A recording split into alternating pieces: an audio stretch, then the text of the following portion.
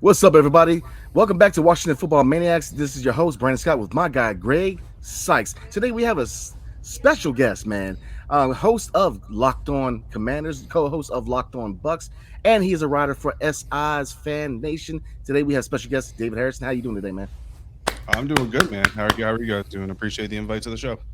Yes, sir. Yes, sir. So today we are going to cover what is your first round draft choice and what are the three major needs for the Washington Commanders heading into the off season. So we're all going to put our GM hats on and start it off. So looking at the first round, obviously there's a lot of sexy names out there, right? You got Marvin Harrison Jr. You know, you have a lot of quarterbacks. You know, Jaden Daniels, May out of North Carolina. But if you're looking at need, you know, who are you picking with the first round pick? For me, I'm going. The Commanders currently selecting a number 4, so assuming that's the range that we're talking about here. I'm going with Olu Fashanu, the offensive tackle out of Penn State, and it's one of those things where obviously the offseason is going to have a big part to say about this if they go out and land some really solid offensive tackles or even one really solid offensive tackle, and then perhaps you move that need down the board a little bit. But just looking at the roster the way it is now, what they're supposed to have next season, already coming back on the roster, you have to get better in the trenches. Like the bottom line is, Yeah. unless this team, if this team moves to to a 3-4, which is traditional, we call it odd front defense, where you got those outside linebackers and you can mix in some off ball linebackers, safety blitzes, things like that to kind of mix things up. If you're going to go with an even front defense, you've got to win in the trenches on the defensive side of the ball, and then obviously you have to win in the trenches on the offensive side of the ball. And the Washington Commanders, even though this offensive line has gotten better from its original formation and all those things, it's still not good enough, especially with a young quarterback back there. So if you have any chance of righting this ship, whoever comes in here, whatever system you're going to run, you got to get the best offensive tackle off the board. And for me, that's Olu, specifically because when you look at him and Joe Alt, and I've talked to some other people about this who are smarter about it than I am. I'm looking forward to getting down to the Senior Bowl next month to talk to some scouts that are really kind of getting in depth with it. But Olu basically kind of looks like he's doing what he's doing at about 60% effort. Joe Alt looks like he's doing what he's doing at about 105% effort. And that's Yeah. not to discredit Joe Alt, but if Joe is already maxed out on effort when he gets to the NFL, if he's got any problems talent wise, there's not a whole lot more energy he can put into it. Now you just got to develop him skill wise, and that could be tricky. Whereas Olu, as long as that I won't say lack of effort, but as long as that lower level of effort is not laziness, which I've talked to several people who know him, and they promise me that is not laziness. That's just how much better he is than a lot of the guys he's going up against. Then when he gets to the NFL, if he has to up that effort a little bit, you're not going to be too worried about it. Yeah, I totally understand that, man. So, Greg, who you rolling with the first round pick, man? Well, I totally agree with David. We definitely need to go in the trenches. We've been saying this in the last several of our videos that how do you build an offense? It starts up front. It starts in the trenches. Your offense does not work if your offensive line is crap. So, regardless of our quarterback situation, I know a lot of people are jumping off of the Sam Howell bandwagon right now, and sometimes us Washington fans we're knee jerk fans. That's just how we're that's how we're raised, I think. But regardless of who you got under center, you got to have an offensive line. So, you know, now I only picked a Joe Alt because I did a mock draft and he was the only one available, so I picked him. But I tend to also echo what David said. But some of the stuff that I've read up on, Ola. I only picked Joe Alt because he's easier to pronounce. But no, honestly, Ola is more to me. He's more of the complete left tackle, and he seems like he's doing it. I don't think he has given up a sack at all, if I'm correct in that, in his college career. And so, if he is actually doing it at 60%, then imagine what's going to happen when he starts taking the next level up. And, so we've always been really good at drafting left tackles. And that's one thing that I will give Washington a lot of credit for in the past. So to me, this is a no-brainer draft pick in the first round. Regardless of what people may think at quarterback, I think you still go left tackle. So to me, either guy, Alt or Alu, I think would be a perfect pick, honestly. Yeah, they often say that great minds think alike, and that is where my mind's headed, man. You got to go left tackle. Like I said, there's a lot of sexy names that have been floated out there. Marvin Harrison Jr. added him to the receiving core.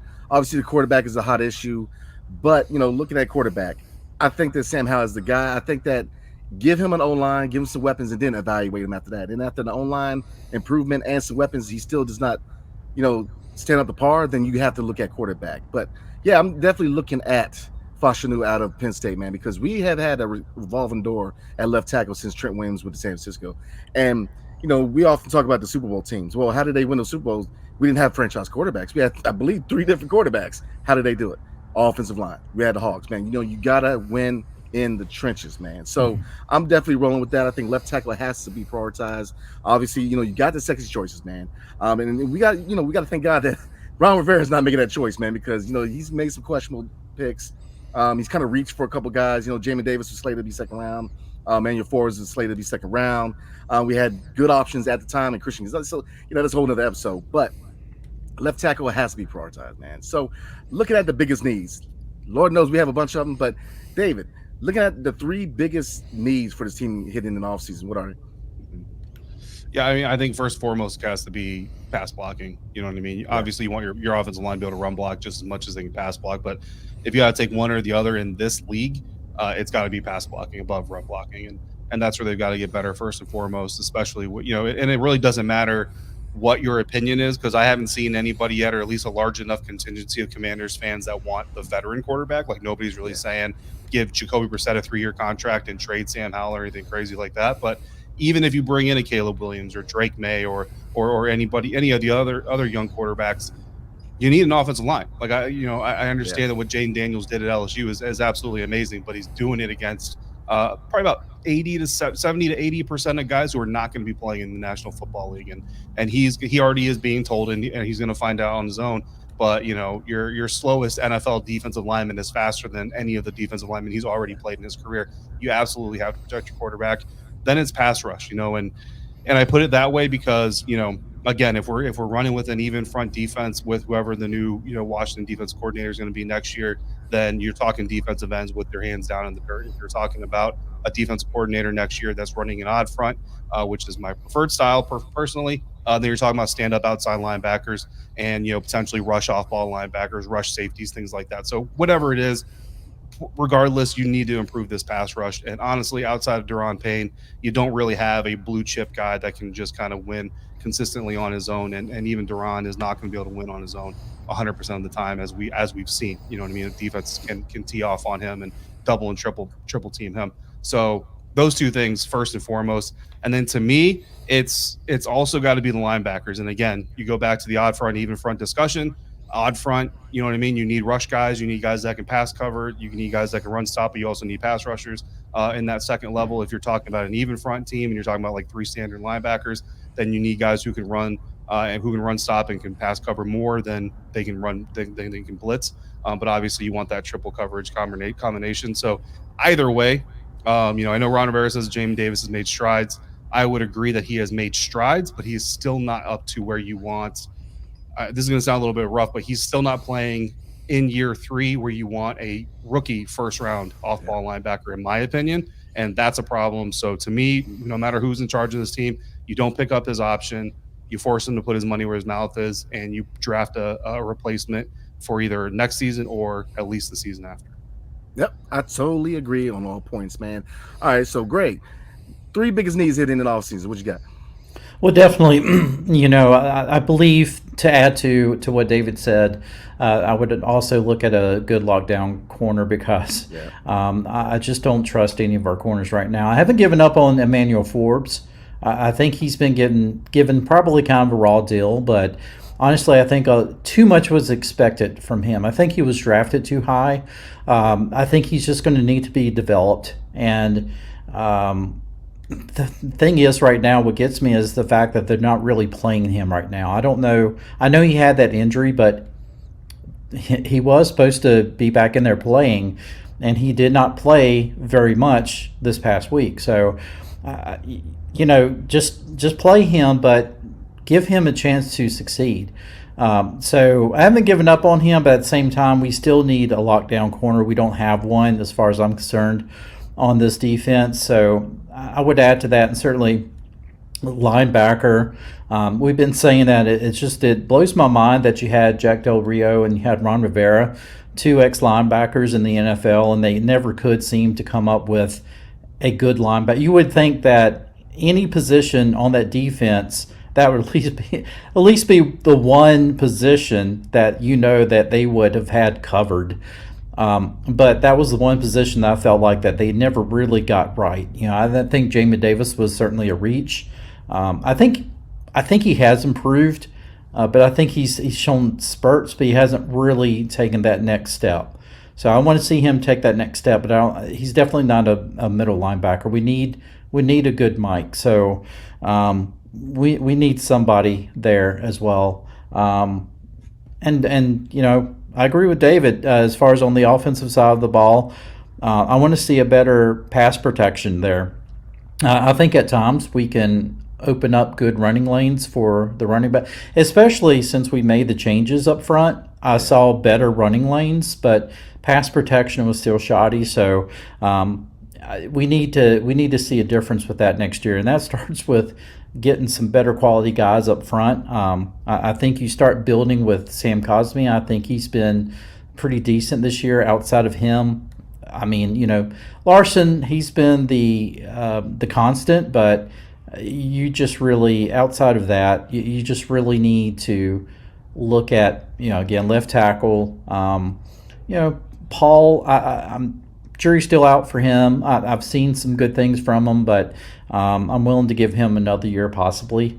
But just really focus on that. I'm not going to give up on quarterback just yet. But I will say, with the quarterback, I don't think it's a bad idea if we were able to draft somebody. It doesn't have to be in the first round. It could be in the second round, third round. Somebody that will push Sam Howell. There's nothing wrong with good competition. Yeah, I totally agree with you guys, man.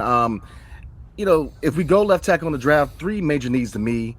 I agree with you guys. Lockdown corner. We don't have a number one lockdown corner. St. Juice just ain't it. Emmanuel Forbes, the jury is still out. Definitely go get that lockdown corner. And this is kind of, to me, is a free agent move. Go out there, spend some money, because it looks like we have the potential to have at least $100+ million in cap space. Go out and get a lockdown corner, and then slide Emmanuel Forbes to the other side. Because if you look at certain matchups this year, he had no business guarding AJ Brown. He's not a guy who's going to be able to match up against these guys at the number one. If you look at the Eagles matchup, he should have been guarding Devontae Smith.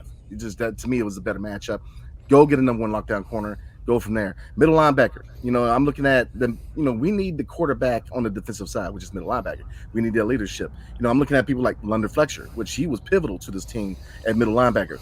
We don't have enough leadership on the field on the defensive side. Yeah, we have Jonathan Allen, but we need a middle linebacker who's going to be able to, again, be that quarterback of the defense, that leadership, that guy who can call the plays, the guy who's going to have that presence in the middle. Because if you throw a leader in the middle linebacker, maybe you get better performances out of Jamie Davis because he has that guy that's holding him accountable.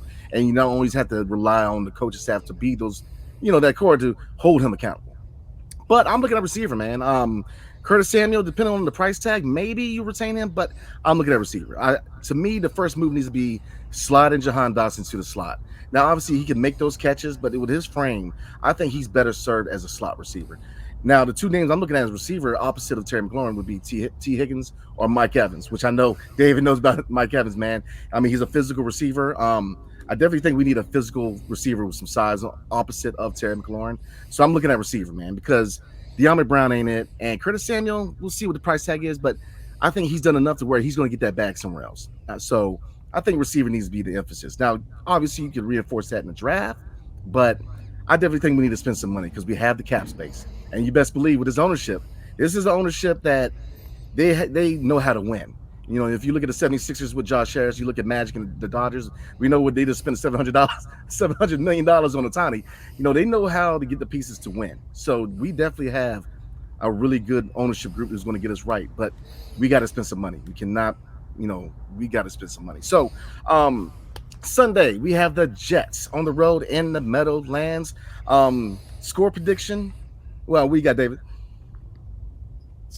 I don't know if I have a score prediction. I don't really do score predictions, to be quite honest with you, but I don't believe the Commanders are going to win this game. Okay. I do believe that the Jets will end up winning, and honestly, it just boils down to defense. I think Yeah. offense to offense, both teams have weapons. Both team have some question marks on their quarterback play as of right now. Now look, if Sam Howell can come out and play the way he did against Philly, even Dallas up until the end, like that could be a little bit different. But like the way that he's been playing now, the way that he's been playing the last 3 weeks, really. I mean, and I know I mentioned Dallas, but even Dallas, even though the final passing yards were good, the rest of it was shoddy. But if we can get that Sam Howell on the field, then you have a chance. You know what I mean?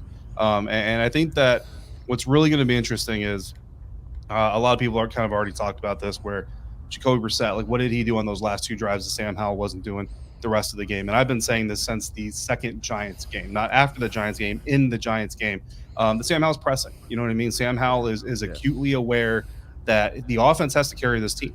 Like, coming into the season, you guys know this. We all, and I say this, we all look like clowns because we all thought this defense was going to be top 10 minimum, maybe top 8, maybe top 5. And I say everybody. That's John Allen, Jack Del Rio, us fans, like outsiders. You know what I mean? Like, Cowboys fans thought the Washington defense is going to be legit. You just got to beat that offense. And that has not been the case. The case is the defense is not good, and you just got to beat the offense. And, this team, young quarterbacks are not equipped usually to win track meets. I know CJ Stroud has won a couple, but you have your outliers every once in a while. So if you can get that version of Sam Howell, and if you can get him to learn from what Jacoby Brissett did on the field, play a little bit looser, just play fast. The fact that the playoffs are now a mathematical impossibility as well as a logical impossibility could certainly help him just kind of relax and just let it rip. You know what I mean? But I do get the sense that Sam is he's trying to be really, really, really, really good for his team instead of just being Sam Howell. And that's, it's a competitive thing. Like, it comes from a good place that you want in your quarterback, but that's just the maturation of a young quarterback. He's got to learn how to balance that out. So I do think the Jets are going to win it. I don't know what they're going to do at quarterback because Aaron Rodgers isn't supposed to play. But Zach Wilson, I don't even know who their third quarterback is, to be honest with you.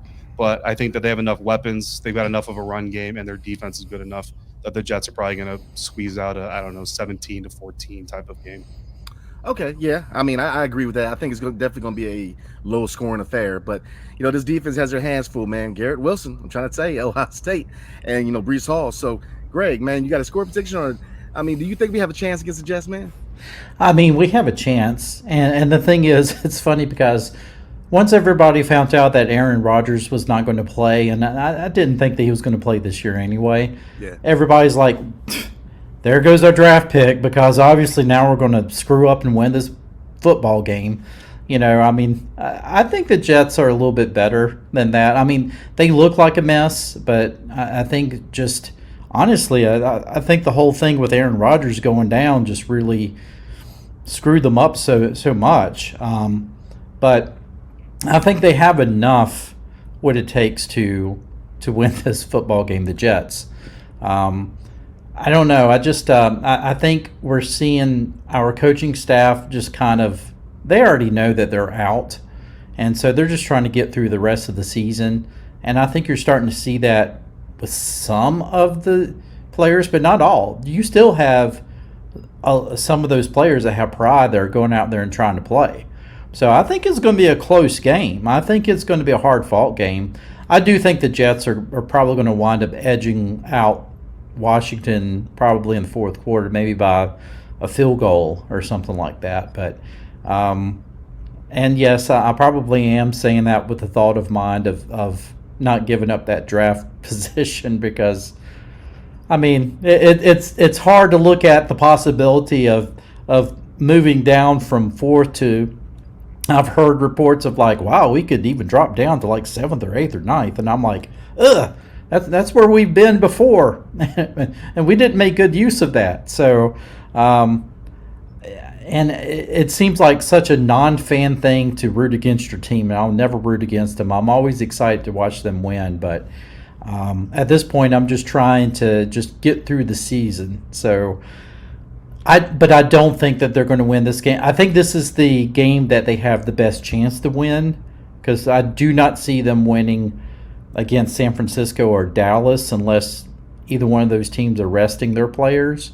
But I think that they're going to probably lose this game late in the fourth quarter. Yeah, I don't know if San Francisco's going to rest their starters, man. I think Chase Young is definitely salivating at the idea of playing in FedEx, man. He's got to get his one tackle. Oh, he's going to get more than one tackle, man. Ooh. I mean, for some reason, man, him going to San Francisco, he's got, he's a totally different player. So it kind of makes you think. But I'm going to say that they get a very slim victory. But again, with San Francisco on the agenda and Dallas, I don't think it's going to take away from the draft pick too much. Because here's the thing: at least you're not the Wizards, where the Wizards are just bad and they end up picking like 8 to 10 every year anyway. So yeah, I definitely think we're gonna be in the position for a top 5 pick. But it's gonna be close, man. I think I could definitely see either outcome. It's two teams that aren't really good, who are dealing with a lot of injuries, who just are kind of looking for the season to end. So it's not gonna be the most entertaining affair. So we're gonna go ahead and roll from there. But before we do, David Harrison is actually a fellow Army veteran like myself. So a question for you on the way out, man. What was your favorite and worst MRE you've ever eaten active duty? Ooh, my favorite one was chicken and salsa. It's weird. I still eat that to this day. Like, it's better when it's at home, right? But like chicken and salsa is legit. Worst MRE?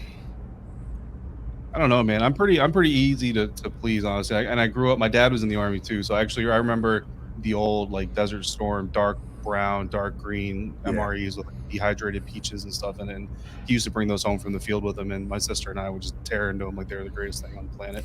I guess I would have to go 5 Fingers of Death, because I don't know, like nobody who knows what I'm talking about. I can't remember. Like they're like sausages basically, right? They're I don't know what they're exactly called, but they weren't as bad, I guess, as maybe most people made them out to be. But you're in the field, you're probably dirty. You're most likely dirty. You probably just cleaned your weapon, so you got oil and carbon all over your hands and stuff. And for me, I was a smoker and a dipper, so I probably got nicotine and tobacco all over my fingers. And now you want me to grab this slimy thing out of a package and stick it in my mouth? It's just not.